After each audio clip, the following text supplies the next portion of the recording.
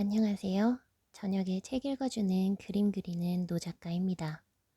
오늘 제가 들고 온 책은 미술관에서 만난 심리학입니다. 저자는 박홍순이시고 400페이지 가까운 책이에요. 책은 3부로 이루어져 있는데 1부는 심리학이란 무엇인가, 2부는 무의식이 개인의 마음을 흔들다, 3부는 심리가 사회적 행동을 조종하다로 나뉘어져 있습니다.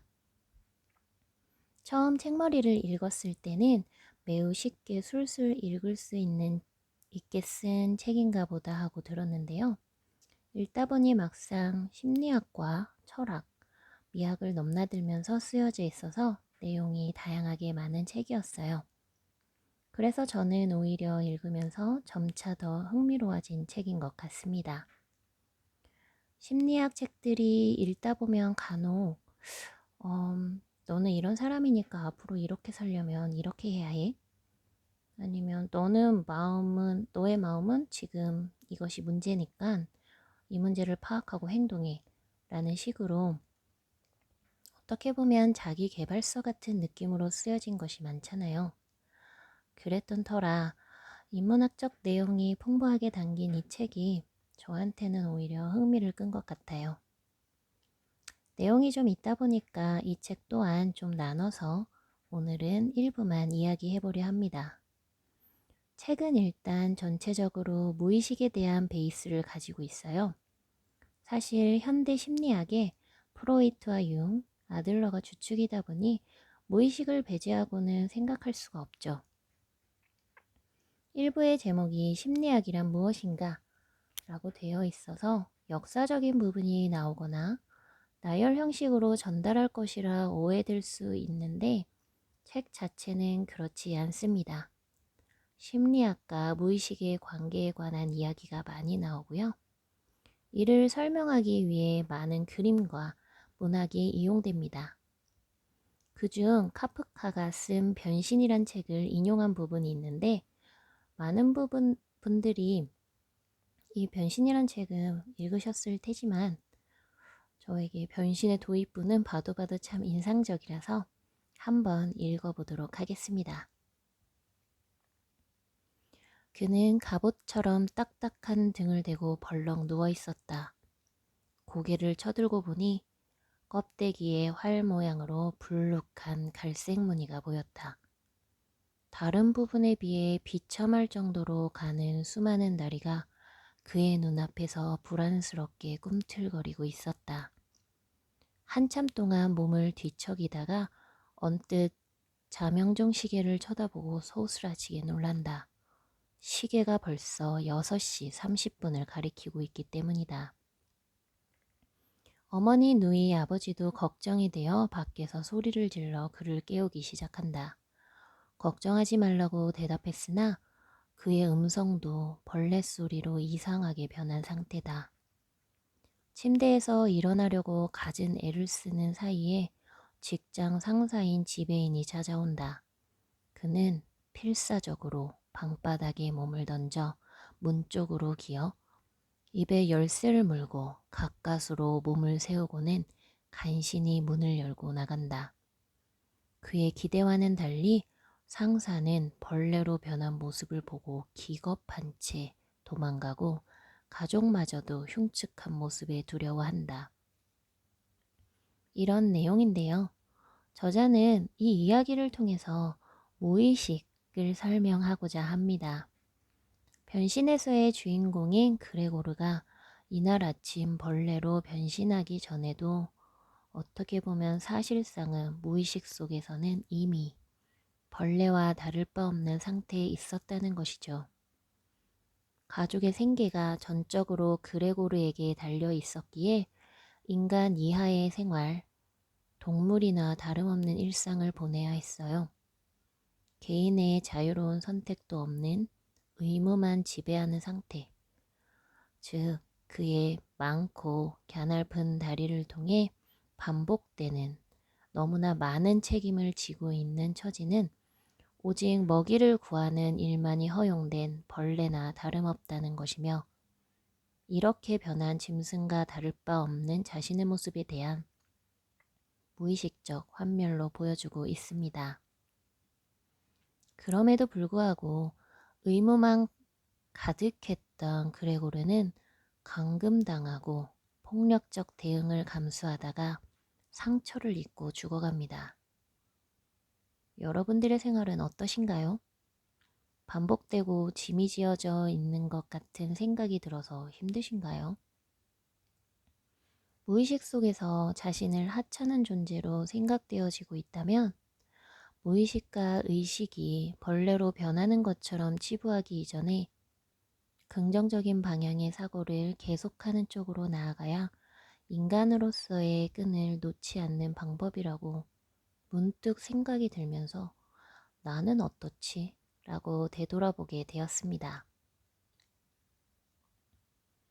무의식에 대해서는 빠질 수 없는 프로이트의 정신분석학에 대한 이야기가 나오는데 기본적으로 프로이트는 인간의 행동의 근원을 리비도, 즉 성적 욕망으로 해석했죠. 현대인인 제가 보기에 모든 것이 다?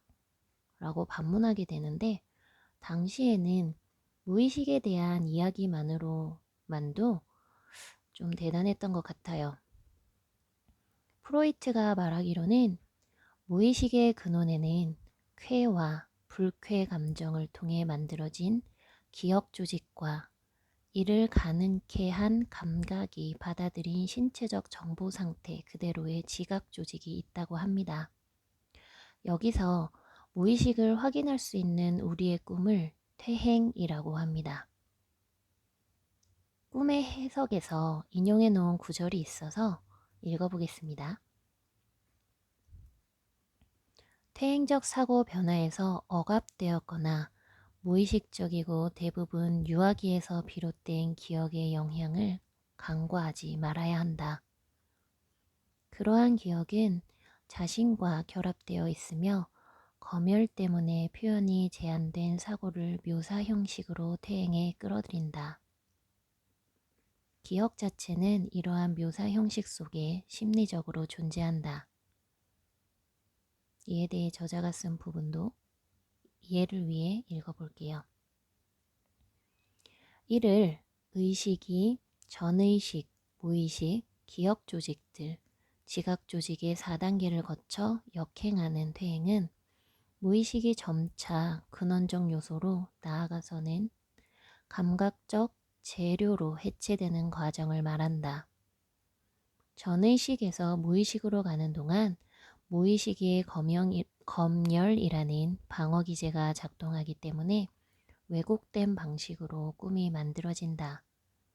심지어 무의식의 원래 재료인 기억 조직과 지각 조직으로까지 내려간다.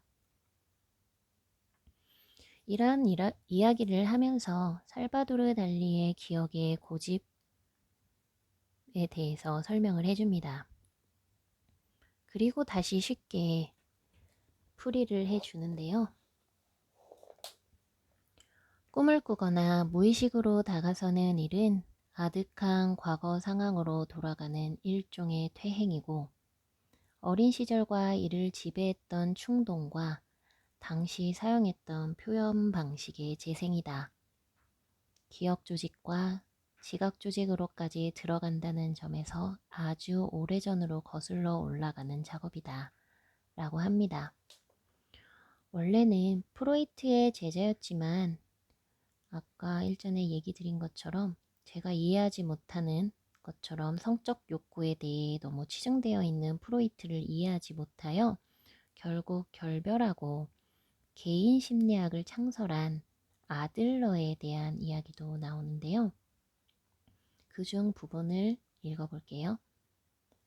심리 형성을 사회적 환경보다는 사적인 공간이라 할 수 있는 가족관계에서 겪는 유아기의 경험에서 찾는 아들러의 개인 심리학은 현대 심리학에서 보다 극단적인 형태로 나타나기도 한다.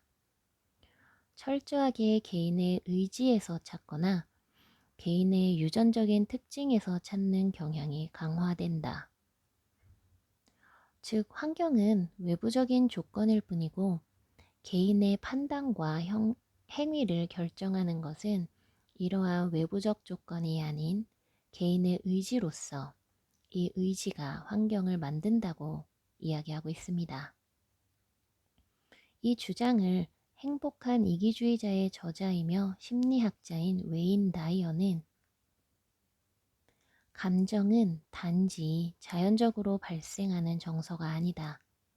감정은 선택의지가 들어가 있는 반응이다. 무언가가 느닷없이 내 머릿속으로 비집고 들어온다 해도 그 생각을 몰아낼 수 있다.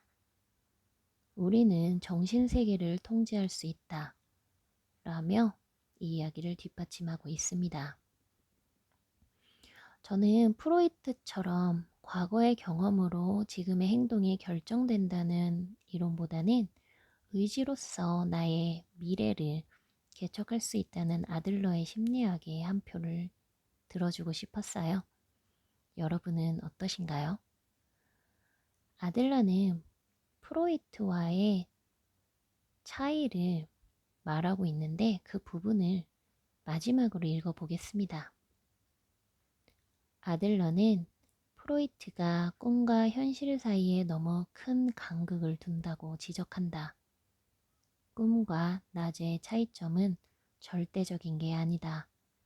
둘 사이에 고정된 경계 따위는 없다. 꿈에는 현실과의 관계가 낮보다 배제되어 있지만 단절을 의미하지는 않는다. 잠을 자면서도 현실과 접촉한다. 현실에서 여러 문제로 고민하고 있다면 잠을 자면서도 고민은 연장된다. 꿈을 주로 성적 배경에서 분석하는 방식도 문제다. 꿈은 억눌린 성적 욕구가 아니라 모든 문제에 대해 안이한 해결책을 얻으려는 시도다. 이 외에도 이 책의 일부에서는 융의 심리학 이야기도 중간중간 광범위하게 논의되어지고 시지프 신화도 인용되며 이야기를 뒷받침해주는 다른 그림들도 예로 나오고 있습니다.